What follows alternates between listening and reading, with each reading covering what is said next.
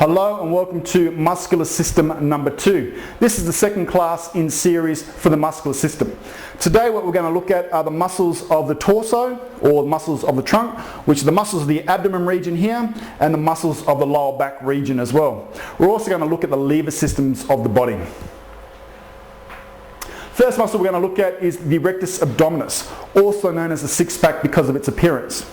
Now the rectus abdominis starts or originates along this region of the pubic bone of the hips and inserts along this region of the rib cage. Now when the rectus abdominis contracts, it performs trunk flexion, this bowing movement. And you would be familiar with this movement in gym environments known as a sit-up or a crunch, designed to exercise the rectus abdominis. Rectus abdominis also plays a role in trunk rotation, so turning the body from side to side through the transverse plane, and also plays a role in increasing intra-abdominal pressure, and that's something that I'm going to talk about in the slides to follow. Okay, the internal and external obliques, the next two muscles that we're going to look at, which also form part of the abdomen. The abdomen is comprised of 4 muscles in total. Internal and external obliques are very similar to the rectus abdominis. That is, they can be found to the side of the rectus abdominis.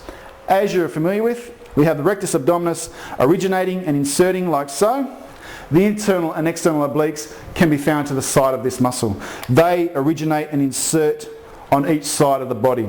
Originate on this aspect of the pubic bone and insert along this region of the rib cage on both sides of the body. Now the internal and external obliques help out the rectus abdominis. They assist the rectus abdominis in performing trunk flexion.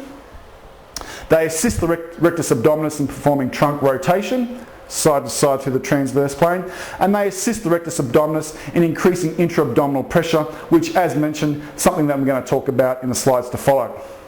The unique thing with the internal and external obliques is that when they work independently, that is, when they work by themselves, one side only while the other side's relaxing, they perform what's called lateral flexion, or movement from side to side.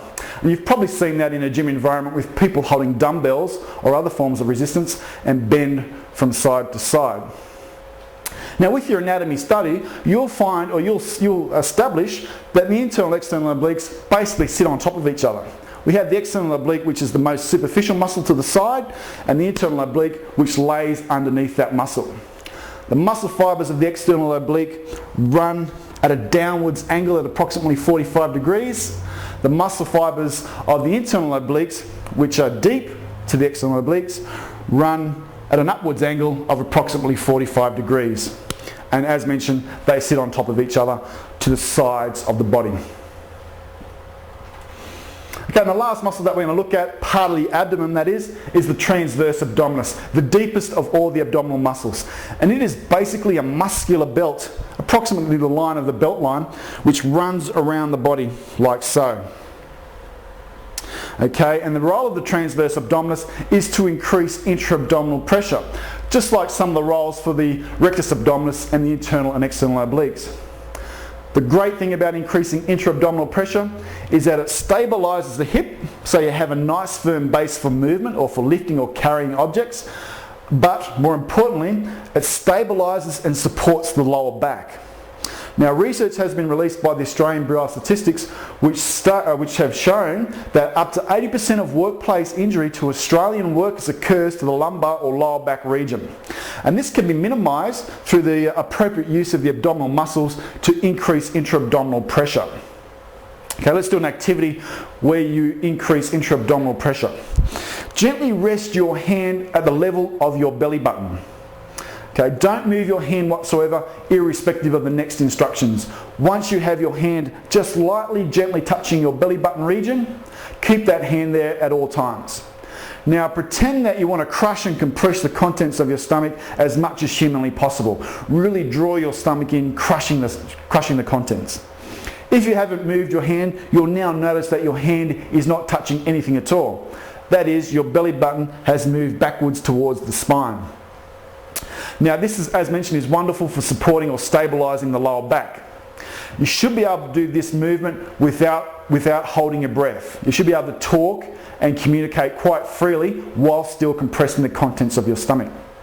And this is a good thing to get your clients to do in a gym environment when they're doing certain exercises. By increasing the by compressing your intra-abdominal stomach contents, stabilising the lower back, you're putting your clients at less risk of any potential injury that may arise from lifting. Also, by having strong abdominals, you're putting yourself at less risk during general everyday tasks such as movement, lifting and carrying objects. Traditionally, people have tried to increase intra-abdominal pressure in the gym environment by using those thick belts, and you may have seen very big, strong weightlifters using those thick belts to try and increase the intra-abdominal pressure.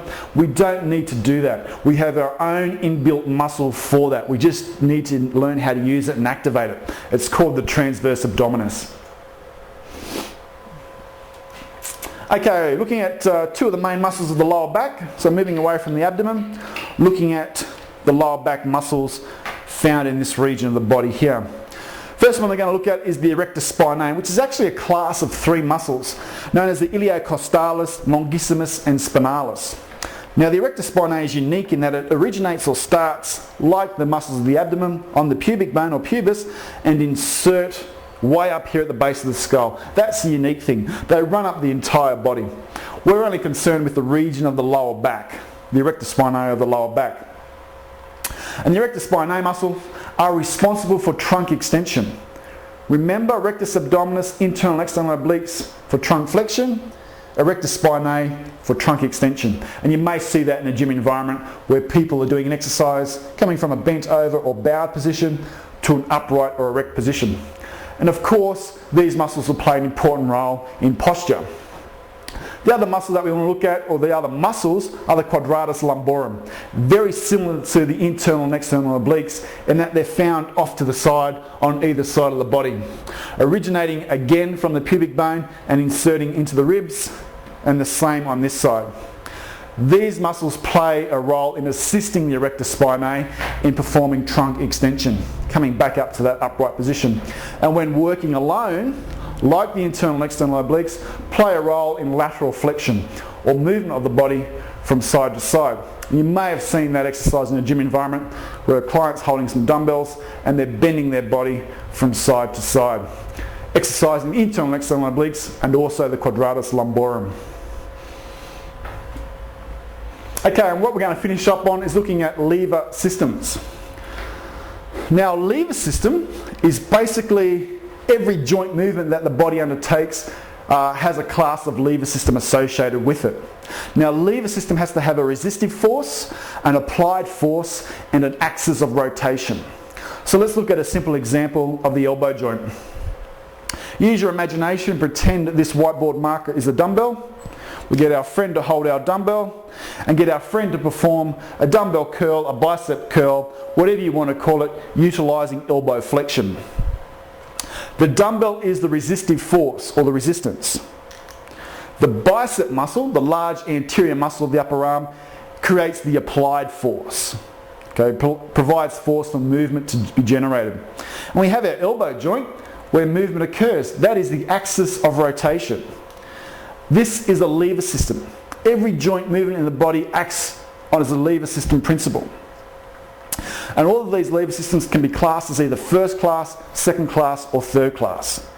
Now, by and large, the overwhelming majority of lever system classes in the body are third class lever systems. But we're going to look at all three.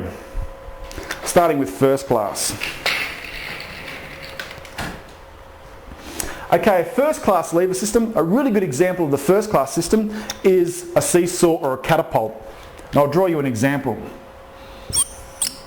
Okay, there we have a lever to rotate on. We'll put our axis of rotation here, put a large boulder right there, and our applied force is going to be there. So as mentioned, applied force. This is our resistive force acting downwards.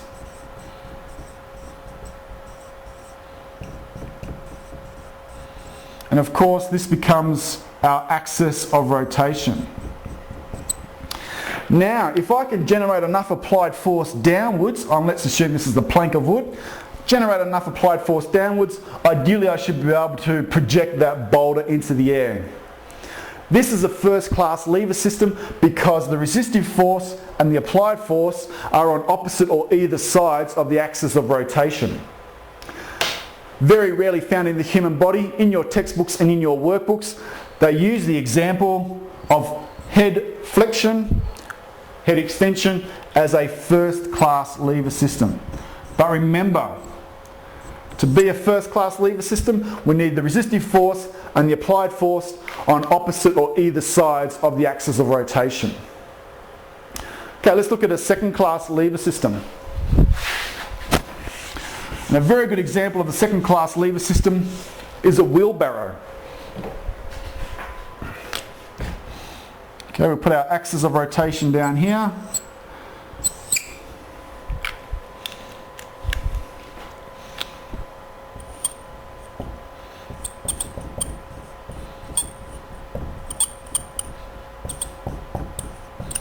Applied force at the top of the wheelbarrow to lift it up, and we're going to be carrying a rocky boulder, which is the resistive force. And of course, we need our axis of rotation. Now, there are two things that make this a second-class lever system. The first of those is that both the resistive force, which is the rocky boulder, and the applied force are on the same side of the axis of rotation. It's not a first-class lever system. They're not on opposite sides. They're on the same side. Now, what makes this a second-class lever system is if we draw a straight line between the axis of rotation and each of the forces, we can see which one's bigger. So resistive force is approximately there, axis of rotation. Axis of rotation to the line of the resistive force. And we do the same for the applied force. In line with the axis of rotation, in line with the applied force. And what we could say in this example is that the applied force lever arm is much longer than the resistive force lever arm, making it a second-class lever system. It's a second-class lever system when we've got both forces on the same side of the axis of rotation, and when the lever arm of the applied force is bigger than the lever arm of the resistive force, making it a second-class lever system, making it a mechanical advantage to do work. The applied force has the advantage. Basically, whichever one of these is bigger has the advantage, and in this example it's the applied force, and that makes sense.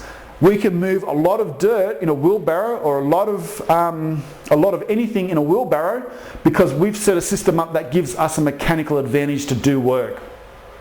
Again, not very commonly found in the human body. The example that's used in your textbook and workbook are the calf raise example. That is standing flat-footed, going up onto the balls of your feet with just your balls of your feet and toes touching the ground, known as plantar flexion. So up and down on your tippy toes is an example of a second-class lever system, and you do have a mechanical advantage with that particular joint movement of the body. And the last one we're going to look at is a third-class lever system. Most commonly found lever system in the body, and for that reason we'll utilise a real example of a third-class system in operation, a bicep curl. That's our humerus, radius ulnar, dumbbell. Okay, here's our bicep muscle right there.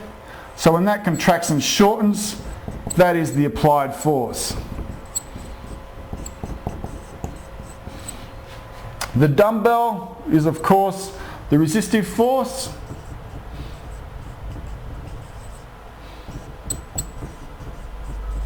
And the elbow is the axis of rotation. Now, this is a third-class lever system because of two reasons. Number one, like the second-class lever system, we have both forces, the applied force and the resistive force, on the same side of the axis of rotation, not on opposite or either sides. The only difference between this and the second-class lever system is if we draw our straight line of forces, we find that there's our straight line of the applied force between the bicep muscle and the elbow, and there's our straight line for the resistive force. roles are reversed. The resistive force lever arm in this example, in the third class lever example, is much bigger than the applied force lever arm. Therefore, the resistive force has the advantage. Now, what does that mean? In a weight training environment, if we say that dumbbell was 10 kilograms, and if we can guess and say that the resistive force arm is about 8 times longer than the applied force, that is about 8 to 1 in terms of length, resistive force arm is 8 times longer than the applied force lever arm, then what that means is for us just to hold a 10 kilogram dumbbell, we have to generate as much as 80 kilograms of tension in the bicep muscle just to hold that dumbbell without any momentum. And most of the systems or most of the joints in the body work on a third class lever system example. So we work at tremendous mechanical disadvantage when we move and lift things. So for this reason, it's important that when you've got novice trainers that haven't had any exposure to resistance training whatsoever, that we don't expose them to really heavy loads because of the disadvantage that our joints work at. Therefore increasing a lot more stress than you're actually aware of in muscles when you give them various weight training pieces of equipment. The other good thing to know is that as you undertake the action, the resistive lever arm actually changes in length. From this horizontal position, that's when it's at its greatest. As it gets closer towards the body on either sides of the movement, the resistive arm actually becomes smaller and smaller, making yourself or generating a better mechanical advantage. So it's good to know when you're in the most mechanical disadvantaged position, because that's when you can provide assistance if your client needs it. And in this example, it's going to be when the weight is furthest away from the body or in that horizontal position. And if your client needs a bit of help at that time, you can assist them just through that difficult range, and then as the mechanical advantage gets greater, they can be more responsible for the movement. Thank you for your time and good luck with your study.